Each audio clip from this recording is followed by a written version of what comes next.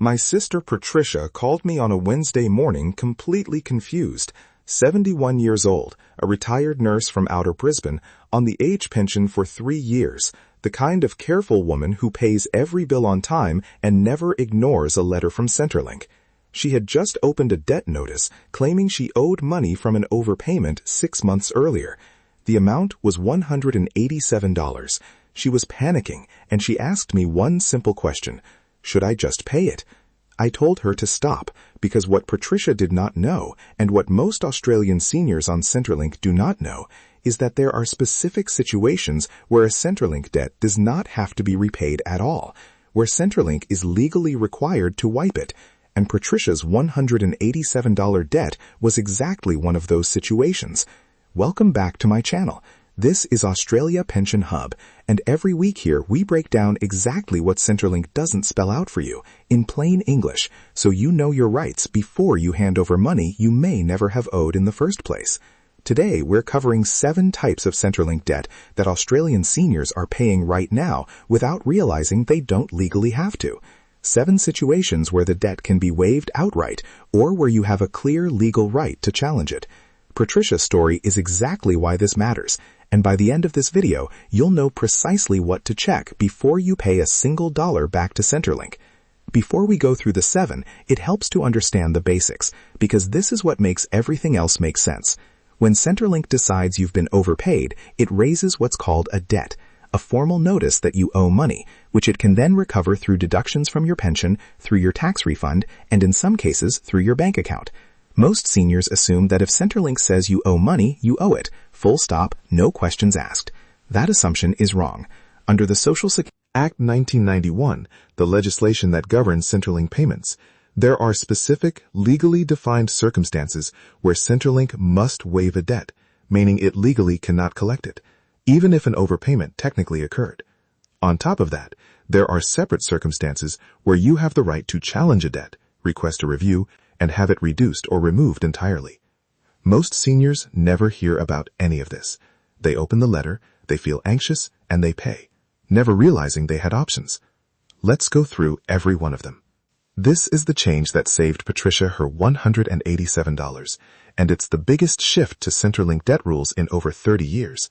From the 20th of March 2026, confirmed by Services Australia, Centrelink must automatically waive any debt that is, or is likely to be, less than $250. That threshold used to be $200, and this is the first time it's moved since 1991.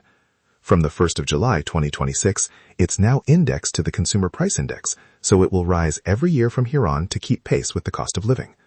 In practice, this means that if you've received a debt notice for under $250 and the decision behind it was made on or after the 20th of March 2026, you don't have to pay it. Centrelink must waive it automatically, and you don't need to apply for anything. But here's the catch that caught Patricia out. Centrelink can still send you a letter about the debt before the waiver is fully processed, which is exactly what happened to her. She nearly paid before realizing the waiver applied. So if you've received any recent debt notice, check the date of the decision and the amount. If it was made on or after the 20th of March 2026 and it's under $250, call Centrelink on 132-3000 and confirm the automatic waiver applies before you pay anything. Most seniors assume that even if Centrelink made the mistake, they still have to repay the overpayment. That's not always true. Under the Social Security Act, if a debt was caused solely by an administrative error on Centrelink's part and you did nothing wrong, reported everything correctly, and acted in good faith, Centrelink has the power to waive the debt entirely. The key word is solely. If the overpayment happened because Centrelink processed your information incorrectly, applied the wrong rate, failed to act on a change you reported, or made a clerical error, and none of it was your fault, you can request a waiver on administrative error grounds. This isn't automatic like the first one. You need to request it, and you need to show the error was entirely Centrelink's, not a mix of your reporting and their processing. If you believe you did everything right, log into MyGov, pull your reporting history, and if it supports your case, contact Centrelink and request a review on administrative error grounds. Free legal advice is also available through your nearest community legal center or legal aid. Centrelink has the power to write off debt recovery, where pursuing it would cause severe financial hardship. A write-off isn't the same as a waiver. A waiver cancels the debt permanently, while a write-off pauses recovery for a period, though in practice, for many seniors, that pause becomes permanent because Centrelink won't restart recovery if doing so would keep causing hardship. Severe financial hardship means repaying would leave you unable to cover basics like food, housing, medical care, and essential utilities. For seniors on a fixed pension with high medical costs or rent, that threshold can be closer than it seems. If repaying a Centrelink debt, even through small fortnightly deductions, is genuinely putting your ability to meet basic living costs at risk, contact Centrelink, explain your situation, and ask specifically about hardship provisions. You can also request that deductions be paused while a formal review is underway, and that's a legal right, not a favor. This one is aimed specifically at seniors already on a repayment plan, and it's a provision almost nobody knows exists. Under the Social Security Act, if you've repaid at least 80% of the original debt and genuinely cannot repay the remaining balance, Centrelink must waive up to 20% of the original amount. So if your debt was $1,000 and you've repaid $800, but you can't manage the remaining $200, Centrelink is legally required to waive that final $200.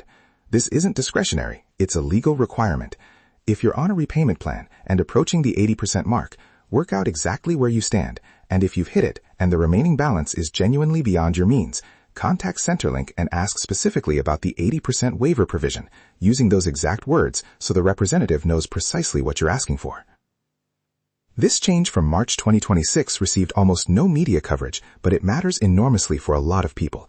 Services Australia has expanded its special circumstances waiver provisions to explicitly cover situations where someone gave Centrelink incorrect information because they were experiencing family violence, homelessness, a serious mental health crisis, or another comparable emergency. If someone was fleeing violence or in crisis and failed to report a change correctly because of what they were going through, the resulting overpayment debt can now be waived under these expanded provisions. Importantly, this also applies retroactively to debts that have already been repaid. If an old debt would now qualify under the expanded rules, Services Australia will either refund what was repaid or apply it to another outstanding debt. If you or someone you know has a current or past Centrelink debt connected to family violence, homelessness, or a mental health crisis, contact Services Australia and ask specifically about the special circumstances waiver, including whether a refund applies to an already repaid debt. This one isn't a waiver, but it may be the most important protection on this list, and hardly anyone knows it exists. Under Australian law, there is no time limit on requesting a review of a Centrelink debt decision, none at all. You can challenge a debt raised years ago, and while a formal review is underway, you have the right to request that recovery be paused, meaning Centrelink cannot keep taking deductions from your pension during that time. The process starts with asking for an explanation of the debt decision, then, if you still disagree, requesting a formal review by an authorised review officer, and if needed after that, taking the matter to the Administrative Review Tribunal. Free legal advice is available at every stage through community legal centres and legal aid. If you've ever paid a Centrelink debt you believed was wrong, simply because you didn't know you could challenge it, it isn't too late. You can still request a formal review today. This one catches seniors off guard because of how it happens rather than whether it's allowed. In some cases, Centrelink can apply your tax refund to a debt, even if you already have a repayment arrangement in place, without warning beforehand. But there's an important limit. This can only happen if you are not currently receiving a Centrelink payment when your tax return is processed. If you're still on the age pension, Centrelink must recover the debt through fortnightly deductions, not by garnishing your tax refund.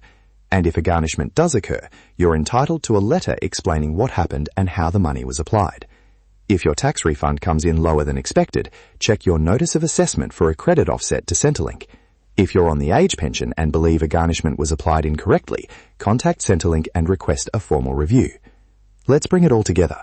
Debt 1, under $250 from March 2026 onward, automatically waived. Confirm before you pay.